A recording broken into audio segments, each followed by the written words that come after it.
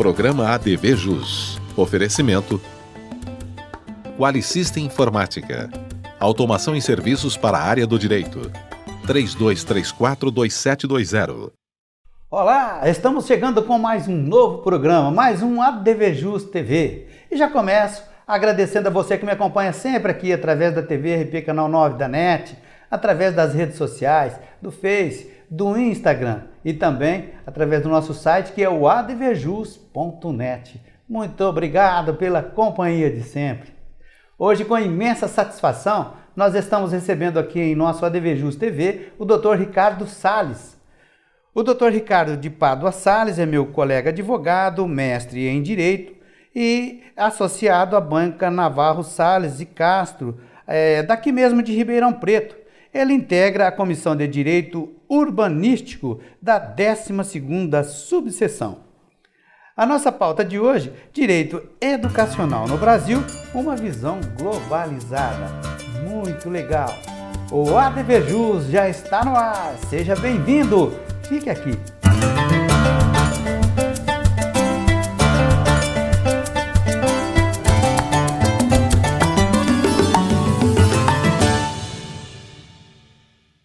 Doutor Ricardo, muito obrigado de ter aceito o convite para participar aqui conosco do ADV Jus TV. Doutor Marco, eu que agradeço a oportunidade de estar aqui no ADV Jus, uma alegria falar de um tema que eu tenho me dedicado à pesquisa, à profissão aí nos últimos anos. Certo, muito bom. E o doutor Ricardo também já me falou aqui nos bastidores que está fazendo um trabalho, tentando desenvolver um trabalho bem interessante, né, doutor? Lá na Comissão de Direito Urbanístico, é isso, doutor? Exatamente, doutor Marco. A gente tem o escritório, né? Nós temos duas frentes de especialização, né? Certo. Que é o direito urbanístico e o direito educacional, né? Tá certo. E agora, no direito urbanístico, estamos integrando a comissão lá da OAB. Tá certo, já de plano já te desejo boa sorte. Okay? Vamos entrar aqui então na nossa pauta, doutor. É o direito educacional, né? Inicialmente podemos destacar que o direito educacional ele ganhou assim uma força especial a partir do advento da Constituição de 88, doutor? Exatamente, doutor Marco. O Brasil, a partir de 88, redesenhou um novo pacto jurídico, né? Sim. Representado aí, consolidado na Constituição de 88, e ela vem prever a educação como um direito fundamental, sim, né? Sim. E especificamente um direito fundamental de tipo social, né? O que significa dizer isso? Significa dizer que a educação ela é um dever do Estado para com o cidadão, né? Então é um direito que a gente fala público subjetivo, né? Porque o cidadão tem o direito à educação ao mesmo tempo que a esse direito corresponde uma obrigação do Estado, né? Que é prover educação pública gratuita de qualidade. É por aí mesmo. Doutor, agora qual a conceituação, né, pode ser aí intentada com relação assim, ao direito educacional atualmente? Qual a reflexão a gente pode fazer assim em breves palavras? Veja bem, doutor Marco, é muito interessante que o direito educacional ele não é visto tradicionalmente como uma área do direito aí, né? Como nós temos direito civil, direito trabalhista, direito penal, direito urbanístico, né? Que já está mais consolidado. Sim. O direito educacional, até nas graduações das faculdades de direito, não tem muito essa matéria, né? Eu aliás, não conheço nenhum caso de uma faculdade que tenha a cátedra de direito educacional.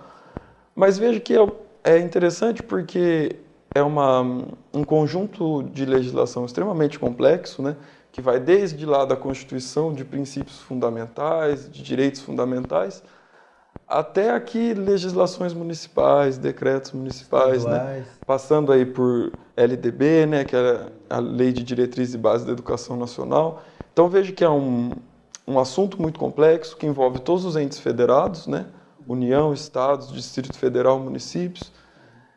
Nós temos escolas, institutos públicos, universidades em todo o país, né? E é uma coisa atinente a toda a sociedade, que está intimamente atrelada ao desenvolvimento social do país.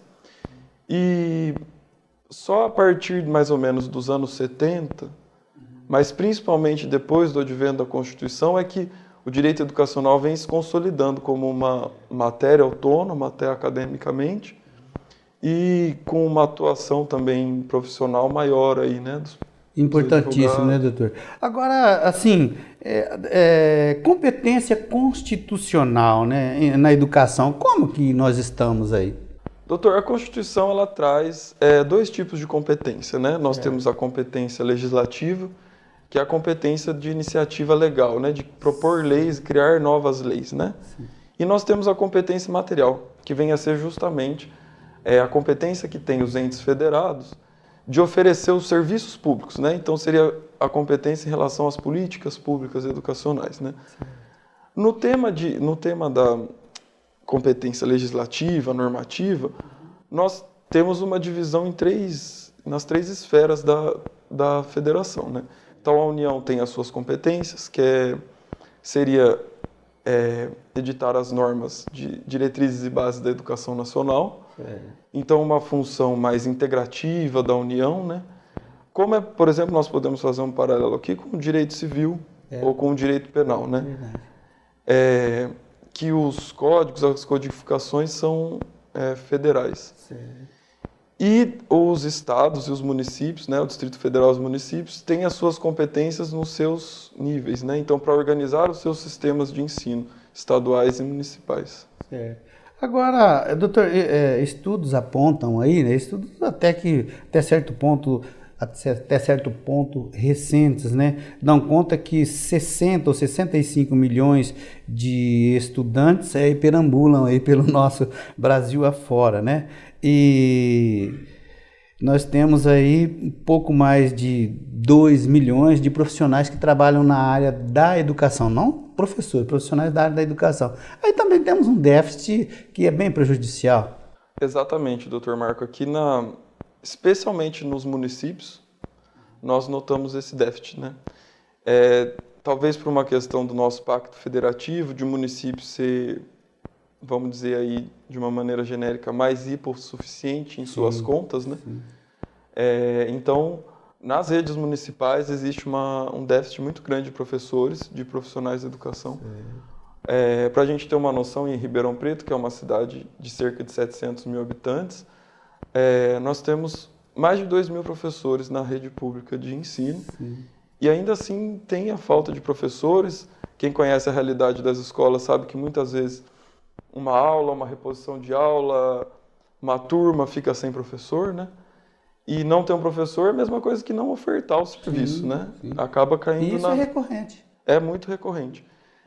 Os municípios hoje, você tem municípios, não nos estados mais ricos, como o estado de São Paulo, em que você tem as municipalidades mais organizadas, mas pelos interiores do Brasil afora aí, a realidade dos municípios é uma dependência, às vezes, de 100% do Fundeb, né?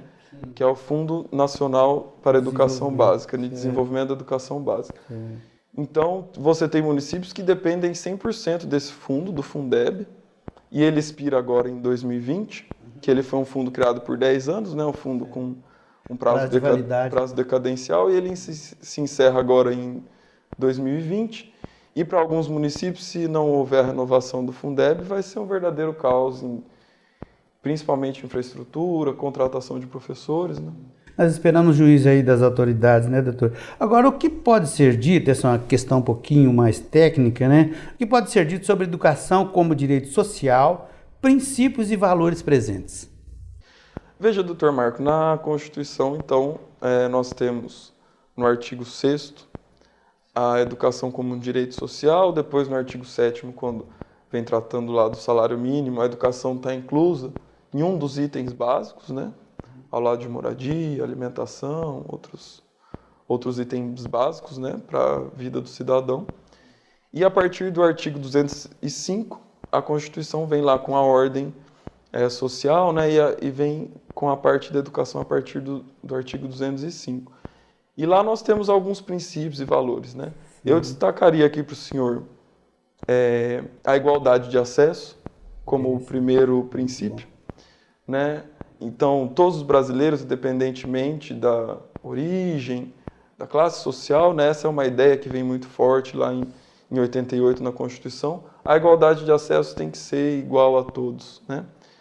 nessa mesma ordem que nós temos depois a lei de cotas, né, que foi referendada pelo Supremo, que é justamente visando uma ação afirmativa para garantir a igualdade de acesso. E eu destacaria também a liberdade de aprender e ensinar. Importante, Inclusive, eu tenho ido a muitos fóruns, conferências, encontros, eu tenho feito palestras especificamente sobre esse ponto, que é a liberdade de aprender e ensinar, né? Certo. Então, o que isso significa? Que tanto ao professor quanto ao aluno, nos ambientes acadêmicos, nos ambientes escolares, vige a liberdade de ensino. O pluralismo de ideias, né, que também é um princípio constitucional aí. O debate livre das ideias, né, sem nenhum tipo de censura, sem nenhum tipo de restrição. Um debate saudável dentro do mundo acadêmico, né? Porque nós dizemos que no mundo das ciências qualquer ideia é válida, qualquer questão é válida, o mundo tem que ser questionado, tem que ser visto, tem que ser pesquisado, estudado. Tem que modernizar, né, doutor? Com certeza. Legal. Meus amigos, olha, um momento importantíssimo aqui dentro do ADV Jus. É o ADV Especial, Direito Notarial e Registral, com o doutor Wendel Salomão. Veja.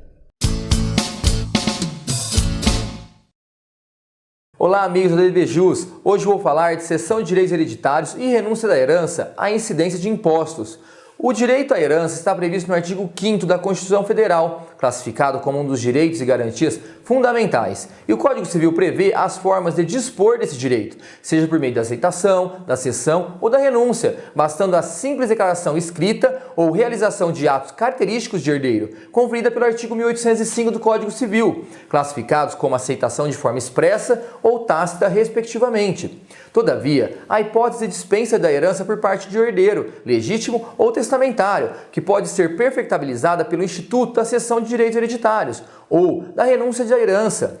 Ambas as manifestações de vontade acerca da herança, que é classificada como bem imóvel nos termos do artigo 80 do Código Civil, devem ser realizadas por meio de instrumento público, uma escritura ou por termo judicial para sua validade. A cessão de direitos hereditários prevista no artigo 1793 do Código Civil consiste na transferência ou alienação da porção que cabe a um determinado herdeiro, a outro herdeiro ou até a terceiros. O cessionário, quem recebe, por sua vez, passa a integrar o rol de herdeiros do decujus, recebendo a herança com todos os seus bônus e ônus. Referido ato pode se dar de forma gratuita, que é comparado à doação, passando a incidir o imposto de transmissão causa-mortes ou doação ITCD por 2 vezes, haja vista a ocorrência de 2 atos, a aceitação da herança, que é o imposto pela morte, e a cessão dos direitos hereditários, que é a doação. Também pode ocorrer de forma onerosa, que pode ser comparada à compra e venda, onerosidade do ato, passando a incidir primeiramente o imposto causa-mortes e posteriormente o ITBI, o inter vivos, visto que também ocorrem 2 atos, a aceitação propriamente dita e posteriormente a cessão onerosa, respectivamente. Já a renúncia, estabelecida no artigo 1806 do Código Civil, versa sobre a recusa do herdeiro em receber a herança, por qualquer motivo, como um todo. Não há renúncia parcial e, nessa esfera, não há obrigação tributária para o renunciante, visto que não ocorre transferência ou alienação da herança, pois o renunciante apenas é excluído da relação de herdeiros. Obrigado, meus amigos, um grande abraço e nos vemos no próximo programa. Até mais! Ok? Ainda quero que você dê uma conferidinha aí na nossa agenda jurídica. Agenda jurídica do ADV Jus. Veja.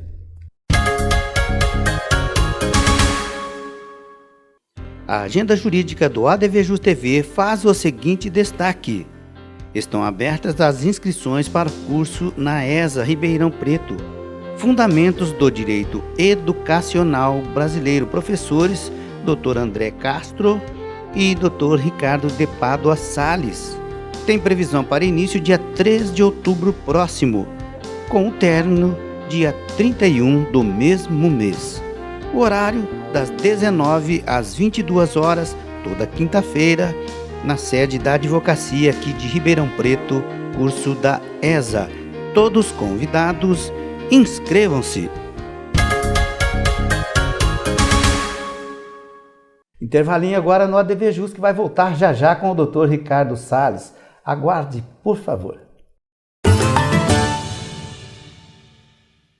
Quali System Informática. Oferecemos o melhor para você em serviços de tecnologia. Apresentamos o Legale Web, perfeito para qualquer tipo de advocacia. Também o Quali Saúde, controle total em gestão de planos de saúde. E disponibilizamos sistemas e integração, suporte técnico e muito mais. Quali System Informática, 20 anos de experiência. Consulte-nos. Arcângelo Imóveis, venda, locação e administração. Compromisso e confiança. Arcângelo Imóveis. Ok, estamos de volta então com o ADVJus TV de hoje. Nós honrosamente recebemos o Dr. Ricardo de Pádua Salles, é meu colega advogado, mestre em Direito, e nós estamos falando de uma pauta muito interessante. Direito educacional no Brasil, uma visão globalizada. Dr. Ricardo, nesse sentido, o senhor acredita, né, que as condições aí atuais, né, tanto de aprendizado como de trabalho, convergem para uma satisfação atualmente, ou mais ou menos, doutor? Veja, doutor Marco, o direito educacional, ele não lida apenas com o ensino público, né? Sim. A Constituição permitiu que a iniciativa privada também atuasse na educação, né? Muito embora continue sendo um serviço público, mesmo que ofertado pela iniciativa privada, nós temos aí a educação privada no país, que no ensino básico, né, que compreende desde o ensino infantil ou pré-escola até o ensino médio, você tem escolas um pouco mais organizadas, um pouco no geral, né? Não vamos dizer assim em todos os casos pontuais, mas no cenário geral, global, a educação particular se destaca no ensino básico. No ensino superior, que seria o ensino universitário, né? As graduações, você tem a lógica se inverte, né? Então o ensino público ele é melhor, com mais destaque, né?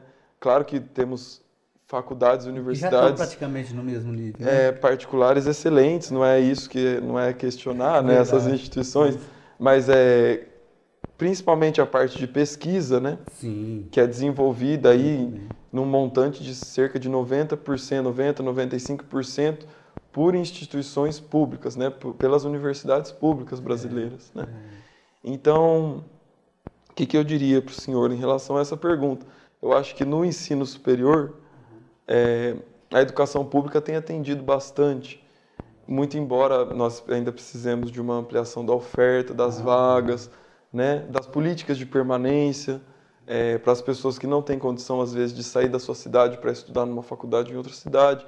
É importante que haja políticas públicas para o incentivo a essas pessoas, né? Mas eu acho que no ensino superior a educação pública tem atendido, no ensino básico a gente ainda tem aí muito que caminhar. Aguardamos evoluções. Né? Aguardamos evoluções principalmente aumento do investimento, né? Verdade. Doutor, agora, nesse mesmo viés aí, né, o que nós podemos aí deixar consignado com relação à autonomia universitária, né, que tanto se falam, inclusive esse assunto está aí na mídia, né? O senhor acredita que atualmente ela é bem utilizada por quem de direito, doutor? Veja bem, doutor Marco, a autonomia universitária ela é prevista lá no artigo 207, né, da Constituição. Ela tem três vertentes, aí, 3 esferas da autonomia universitária, né? Nós temos a autonomia financeira das universidades, então o que é repassado pelo ente público para as universidades, as universidades vão gerir da maneira que bem entender, né, na aplicação dos seus recursos. Depois nós temos a autonomia de gestão, né, de organização administrativa ali, né, das universidades, das faculdades, né? E nós temos a autonomia pedagógica científica, certo? Que é a autonomia de a universidade, de professores, né, de laboratórios, de unidades de pesquisa, de fazer as pesquisas que entender necessárias para o desenvolvimento da educação, da ciência, para o desenvolvimento nacional, né? Então nós temos essas 3 vertentes, né? Por que elas são importantes? Por que é importante a universidade ser autônoma? para que não haja justamente nenhuma ingerência do poder público dentro da universidade, né? Para que não haja nenhum tipo de censura, especialmente na autonomia acadêmica pedagógica, mas essas três esferas estão intimamente ligadas, né? Sim. Então, justamente, a autonomia ela existe porque o conhecimento ele tem que ser livre para evoluir, né? Para ter o saudável debate de ideias, né? As teses, antíteses, né?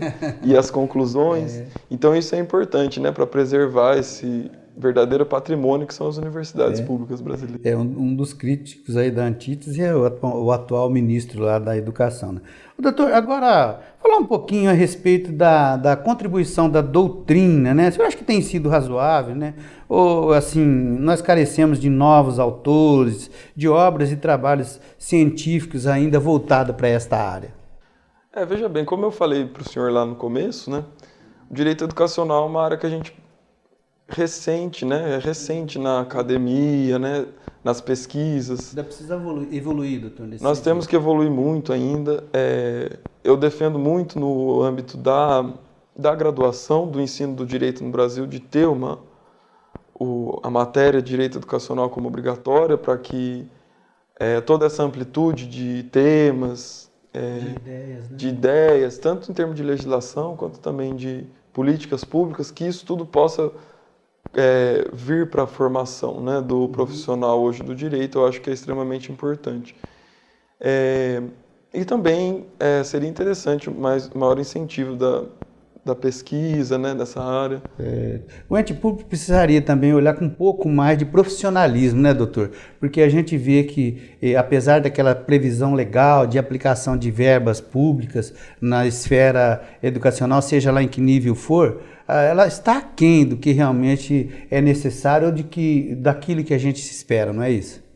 A educação, assim como a saúde, né, a gente vê que são áreas que não vão encontrar um limite, né? Porque quanto a gente poderia dizer que seria interessante para investir na formação científica, educacional, cultural do nosso povo, né? Não dá nem para medir, eu acho, né? É verdade. Agora, o senhor acha que, assim, também, o senhor já falou aí que sim, que é carente, né? Mas a gente precisaria também ter uma consolidação mais efetiva também na legislação educacional, porque sai muito regulamento, muita novidade, né, doutor? Então, quer dizer, precisa um arcabouço enorme. Isso a gente acho que é um pouco carecedor também de uma aglutinação disso, né? Nós temos um arcabouço normativo realmente grande, porque nós temos mais de 5.500 municípios no Brasil. Né? E cada município tem a autonomia para gerir o seu próprio sistema de ensino, né? Então, os sistemas municipais de ensino. E aí, no âmbito dos municípios, nós temos os conselhos de educação, né? Que inclusive foi o meu tema de pesquisa em mestrado.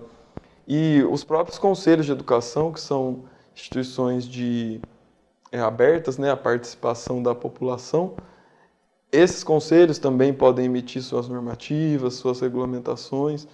Então, é por isso nosso gigantesco número de normas aí. É verdade, é isso mesmo. Doutor Ricardo, como o senhor vê, né, a questão ali da transparência em processos que envolvem, né, pessoas ligadas lá ao direito educacional, sejam eles alunos, funcionários, operadores lá do direito educacional, doutor? Veja bem, doutor Marco, o direito educacional, por ser um direito público subjetivo, né, então o educando aí, né, todo cidadão que tem direito à educação nesse país, todas as pessoas sem exceção, né, tem alguns direitos frente às instituições de ensino, né, que devem ser respeitados. E claro que, infelizmente, em muitos casos, as reclamações, inclusive de professores, né, que também têm os seus direitos muito, muito desrespeitados, né, claro que em muitos casos ocorrem perseguições, né, ocorrem situações que não deveriam ocorrer, né. Como eu vejo que essas situações poderiam ser resolvidas, né? Nós temos um princípio também, que é o princípio da democratização, né, gestão democrática das instituições de ensino, né, e dos sistemas de ensino. É por isso que na sua pergunta anterior eu mencionei também os conselhos, né, de educação, Nós temos os conselhos de educação no âmbito municipal, né? E nós temos no âmbito das escolas os conselhos escolares, né? Que aí são compostos também pelos pais, pelas famílias, né? Por professores, por todas as partes ali e pelos próprios estudantes, né? Então, acho que muitos dos conflitos poderiam ser resolvidos se os conselhos escolares funcionassem de uma maneira mais efetiva e se ali houvesse, né, o diálogo, né, transparente. Quanto mais transparência é melhor, né? Com certeza. Quanto mais transparência, mais democratização, né, e mais participação das partes envolvidas para a relação desses conflitos aí. É isso mesmo. Meus amigos, olha só, mais um ADV especial agora aqui no ADV Jus TV. Nós vamos falar de prática trabalhista sucessões com o Dr. Sérgio Dias. Confira.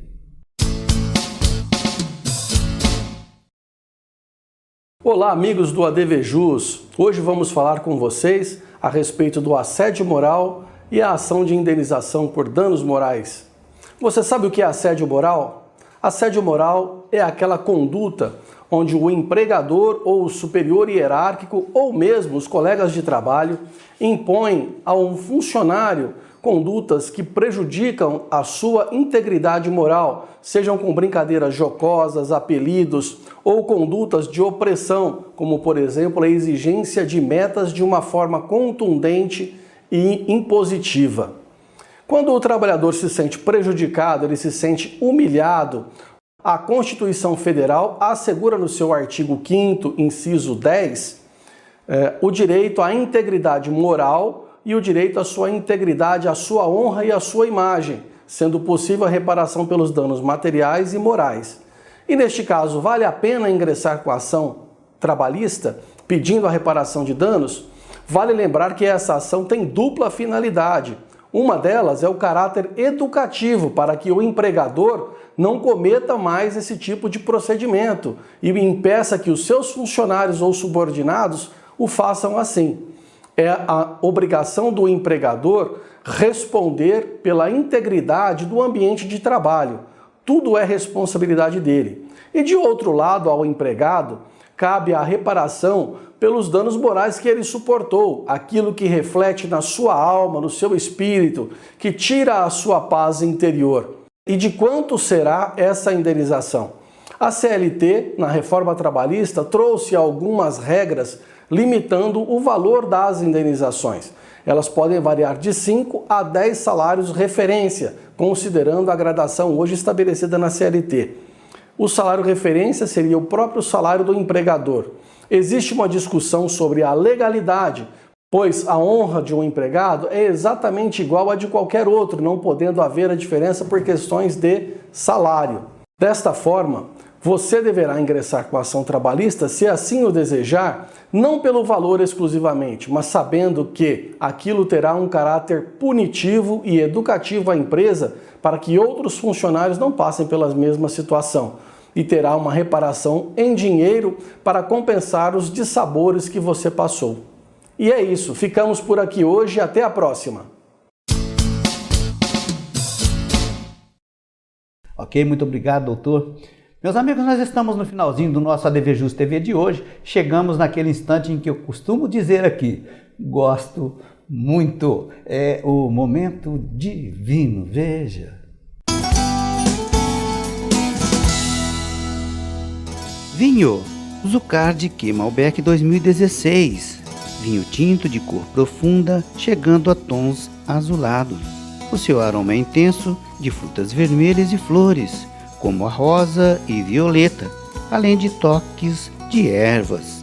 Seu paladar é macio e sedoso, tem boa estrutura e acidez, o que proporciona muito frescor. Uva Malbec, produzido por Vinícola Zucard Wines, região de Mendoza, Argentina. Na harmonização, picanha assada com crosta de sal grosso ou petone com cogumelos recheados e queijos. Uma delícia! Aproveitem! Tchim, tchim! Ok, delícia!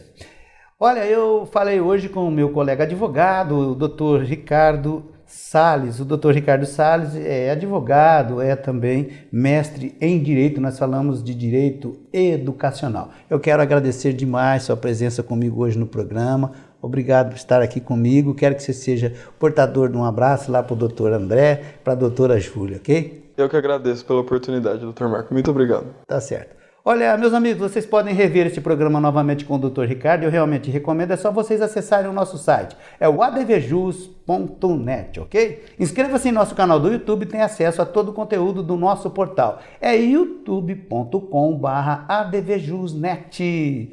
ADVJus, tô ligado. ADV Especial. Venha fazer parte você também. Fico por aqui, prometo voltar breve com um programa inédito. Um forte abraço. Até o próximo.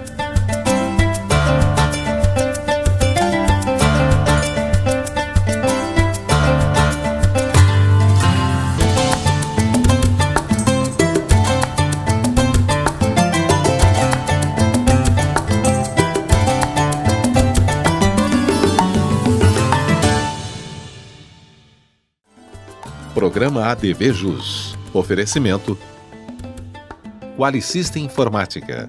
Automação em serviços para a área do direito. 3234-2720.